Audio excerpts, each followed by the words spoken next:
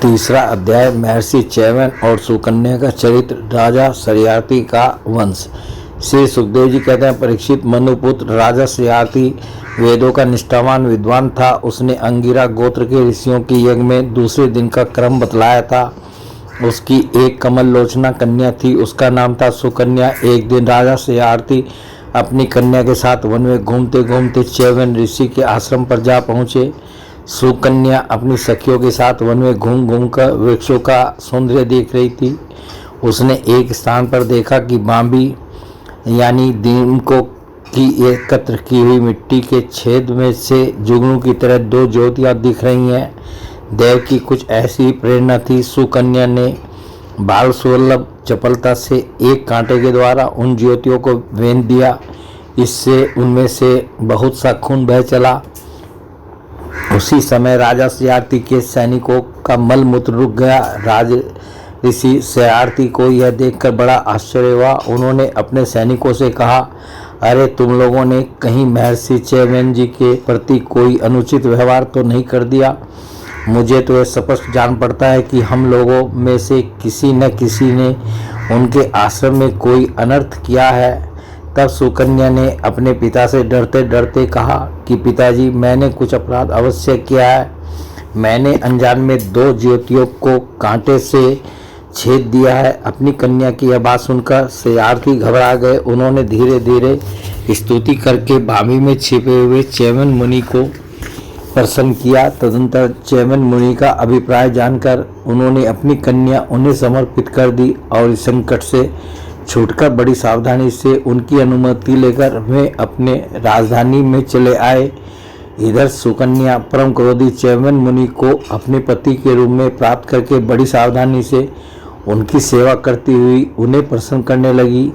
वह उनकी मनोवृत्ति को जानकर उसके अनुसार ही बर्ताव करती थी। कुछ समय बीत जाने पर उनके आश्रम पर दोनों अश्विनी कुमार आए। च्यवन मुनि ने उनका यथोचित सत्कार किया और कहा कि आप दोनों समर्थ हैं, इसलिए मुझे युवा अवस्था प्रदान कीजिए। मेरा रूप एवं अवस्था ऐसी कर दीजिए जिसे युवती स्त्रियां चाहती हैं। मैं जानता हूं कि आप लोग सोमपान के अधिकारी नहीं हैं, फिर भी मैं आपको यज्ञ में सोमरस का भाग दूंगा। वैद्य शिरोमणि अश्विनी कुमारों ने महर्षि च्यवन का अभिनंदन करके कहा, ठीक है, और इसके बाद उनसे कहा कि यह सिद्धों के द्वारा बनाया हुआ कुंड है, आप इसमें स्नान कीजिए। च्यवन मुनि के शरीर को बुढ़ापे ने घेर रखा था। सब और नसें दिख रही थी। झुर्रियां पड़ जाने एवं बाल पक जाने के कारण वे देखने में बहुत भद्दे लगते थे। अश्विनी कुमारों ने उन्हें अपने साथ लेकर कुंड में प्रवेश किया। उसी समय कुंड से 3 पुरुष बाहर निकले। वे तीनों ही कमलों की माला, कुंडल और सुंदर वस्त्र पहने एक से मालूम होते थे। वे बड़े ही सुंदर एवं स्त्रियों को प्रिय लगने वाले थे। परम साध्वी सुंदरी सुकन्या ने जब देखा कि ये तीनों ही एक आकृति के तथा सूर्य के समान तेजस्वी है, तब अपने पति को न पहचान कर उसने अश्विनी कुमारों की शरण ली। उसके पातिव्रत से अश्विनी कुमार बहुत संतुष्ट हुए। उन्होंने उसके पति को बतला दिया और फिर च्यवन मुनि से आज्ञा लेकर विमान के द्वारा वे स्वर्ग को चले गए। कुछ समय के बाद यह करने की इच्छा से राजा शर्याती च्यवन मुनि के आश्रम पर आए। वहां उन्होंने देखा कि उनकी कन्या सुकन्या के पास एक सूर्य के समान तेजस्वी पुरुष बैठा हुआ है। सुकन्या ने उनके चरणों की वंदना की। शर्याती ने उसे आशीर्वाद नहीं दिया और कुछ अप्रसन्न से होकर बोले, दुष्टे, यह तूने क्या किया? क्या तूने सबके वंदनीय च्यवन मुनि को धोखा दे दिया? अवश्य ही तूने उनको बूढ़ा और अपने काम का न समझकर छोड़ दिया और अब तू इस राह चलते जार पुरुष की सेवा कर रही है। तेरा जन्म तो बड़े ऊंचे कुल में हुआ था, यह उल्टी बुद्धि तुझे कैसे प्राप्त हुई? तेरा यह व्यवहार तो कुल में कलंक लगाने वाला है। अरे राम राम, तू निर्लज होकर जार पुरुष की सेवा कर रही है और इस प्रकार अपने पिता और पति दोनों के वंश को घोर नरक में ले जा रही है। राजा शर्याती के इस प्रकार कहने पर पवित्र मुस्कान वाली सुकन्या ने मुस्कुराकर कहा, पिताजी, ये आपके जामाता स्वयं भृगुनंदन महर्षि च्यवन ही है। इसके बाद उसने अपने पिता से महर्षि च्यवन के यौवन और सौंदर्य की प्राप्ति का सारा वृत्तांत कह सुनाया। वह सब सुनकर राजा शर्याती अत्यंत विस्मित हुए। उन्होंने बड़े प्रेम से अपनी पुत्री को गले से लगा लिया।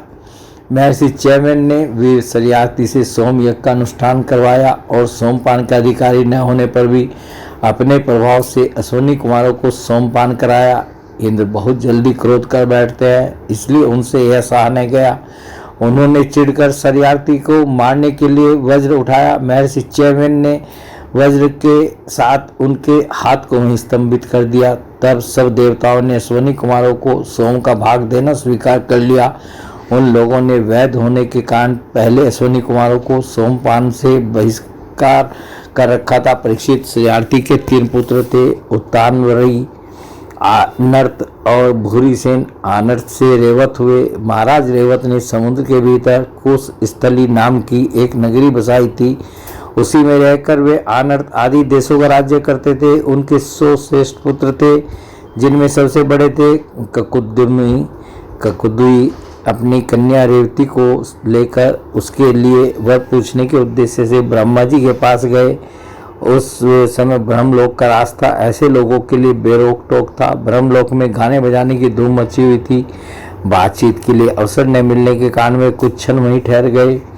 उत्सव के अंत में ब्रह्मा जी को नमस्कार करके उन्होंने अपना अभिप्राय निवेदन किया। उनकी बात सुनकर भगवान ब्रह्मा जी ने हंसकर उनसे कहा, महाराज, तुमने अपने मन में जिन लोगों के विषय में सोच रखा था वे सब तो काल के गाल में चले गए। अब उनके पुत्र पौत्र अथवा नातियों का तो बात ही क्या है, गोत्रों के नाम भी नहीं सुनाई पड़ते।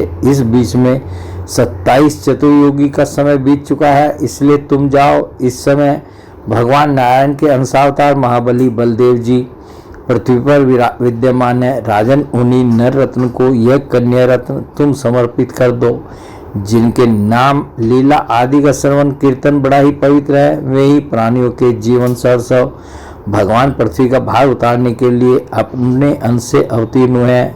राजा ककुंदी ने ब्रह्मा जी का यह आदेश प्राप्त करके उनके चरणों की वंदना की और अपने नगर में चले आए। उनके वंशजों ने यक्षों के भय से वह नगरी छोड़ दी थी और जहाँ तहाँ यूं ही निवास कर रहे थे। राजा ककुंदी ने अपनी सर्वांग सुंदरी पुत्री परम बलशाली बलराम जी को सौंप दी और स्वयं तपस्या करने के लिए भगवान नारायण के आश्रम वधुवन को की ओर चल दिए। बोले भगवान श्री कृष्ण की जय।